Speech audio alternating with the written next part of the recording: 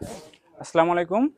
আজকে আমরা উপজেলা প্রাণী সম্পদ দপ্তর ও ভেটেরিনারি হাসপাতাল তালতলী বরগুনার আওতাধীন প্রাণী সম্পদ ও ডেইরি উন্নয়ন প্রকল্পের উত্তর বেহালা মহিষ পিজির 23 জন সদস্যকে মোটর এবং আনুষঙ্গিক মালামাল দিতেছি এবং আমরা আশা করি তারা এই পণ্য নিয়ে তাদের ব্যবহার করবে এবং মডেল খামারি হিসেবে নিজেদেরকে গড়ে তুলতে পারবে। তো আমরা আজকে দুইজন খামারির মতামত শুনবো। বিসমিল্লাহির রহমানির রহিম। আমার নাম মোহাম্মদ মনিরুল ইসলাম, মহিষ পিজির প্রকল্প উত্তর বেহালা মহিষ পিজির একজন লোক, আমি সদস্য হিসেবে। আজকের আমরা বিগত কয়েক বছর যাবত যে ট্রেনিং আমরা সুন্দরভাবে ট্রেনিংয়ে সব কিছুই শিখতে পারছি এবং অনেক মালামাল আমরা সরকার থেকে উপকরণ পাইছি এবং এদিকে আমাদের লাভবান এবং ভালো উপকৃত হচ্ছে। সব দিক দিয়ে আমরা ভালো আর কি দিয়ে নিছি এবং আমরা আজকের এই মেশিন মোটর আজকের পাইছি এবং পিছনে আমরা বেলসা বা অন্যান্য যাবতীয় ট্রলি গাড়ি ইত্যাদি সব কিছুই আমরা পাইছি। খুবই আমাদের লাভবান এবং খুবই উপকৃত আমাদের হচ্ছে। এগুলি আমার সংক্ষিপ্ত বক্তব্য আমি শেষ করছি। খোদা হাফেজ। নমস্কার, আমার নাম সীমা রানী। আমি উত্তর পূর্ব বেহালা মহিষ পিজি থেকে বলছি। আমরা মহিষ পিজি দিয়ে অনেক উন্নত হয়েছি, অনেক কিছু পেয়েছি। মহিষ বেলসা, মানে মোটর বেলসা, তারপরে টলি, আরও অনেক কিছু শিখেছি এবং আস্তে আস্তে উন্নত হয়েছি, যাতে সবাই সব সদস্যরা এভাবে দেখে উন্নত হতে পারে, সেভাবে আমরা আস্তে আস্তে অগ্রসর হতে চাই। নমস্কার।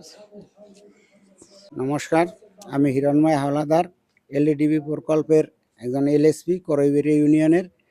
আমি দুইটি পিজি দেখাশোনা করি, একটা হলো ডেইরি, একটা হলো মহিষ পিজি। আজকের যে মাল বিতরণ হচ্ছে এটা হচ্ছে মহিষ পিজি। এই পিজিটা আমাদের 100% সঞ্চয় তারা প্রতি মাসেই জমা রাখে এবং প্রতিটা মিটিংয়ে 100% মানে শতভাগ উপস্থিত থাকে। এদের এদের আগ্রহ এবং খুবই ভালো। এদের মতো যদি এরকম কার্যক্রম পরিচালনা করে তাহলে এই ডেইরি গ্রুপ এবং এই মহিষ পিজির এরা খুবই অগ্রসর এবং দেশের উন্নতি সাধন করবে। আসসালামু আলাইকুম, আমি মোহাম্মদ আলামিন, এলেভেট তালতলী বরগুনা। এই যে এলডিপি প্রকল্পের মাধ্যমে আমাদের তালতলী উপজেলায় 12টা পিজি আছে। আমরা ইতিমধ্যে সকল পিজিকে 15টা করে ট্রেনিং সম্পূর্ণ করেছি এবং প্রতি মাসে 2টা করে মিটিং পরিচালনা করতেছি এবং পাশাপাশি আমরা এই যে বিভিন্ন মালামাল বিতরণ করেছি তাদেরকে এলডিপি প্রকল্পের মাধ্যমে। যেমন আজকের এই যে পানির মোটর দেওয়া হচ্ছে, এগুলোর মাধ্যমে তারা এই যে খামারটা খুব সুন্দরভাবে পরিষ্কার পরিচ্ছন্ন করতে পারবে।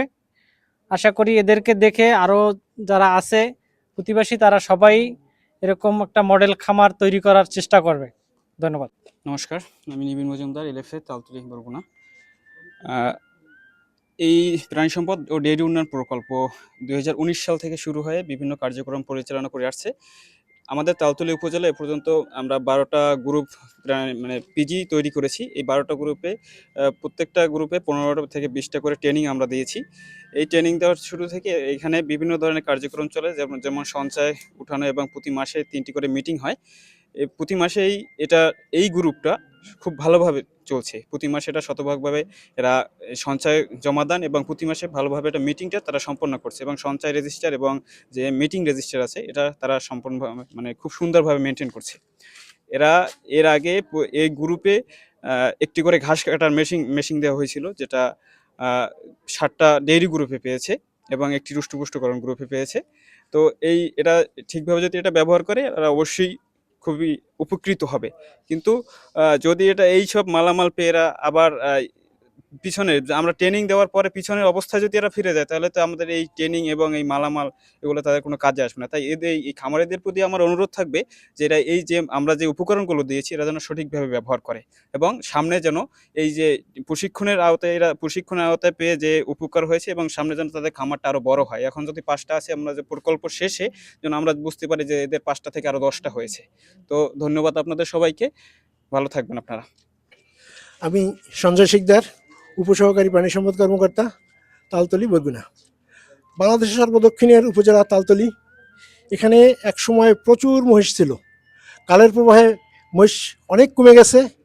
তো বাংলাদেশ সরকার পরবর্তীতে এই যে পিজি গ্রুপের মাধ্যমে তালতলিতে দুইটা মহিষ পিজি গ্রুপ আছে, যে দুইটার মাধ্যমে এখানে মহিষ পালনকারীরা আবার উদ্বুদ্ধ হয়েছে এবং তাদের পিজি গ্রুপের সবাই যাদের কম মহিষ ছিল তারা এখন আস্তে আস্তে বাড়াইছে, এবং আমরা এই আমরা যে কয় বছর 4-5 বছর যে মনিটরিংটা করতেছি তাদের মহিষের সংখ্যা এখন অনেকটা বেড়েছে।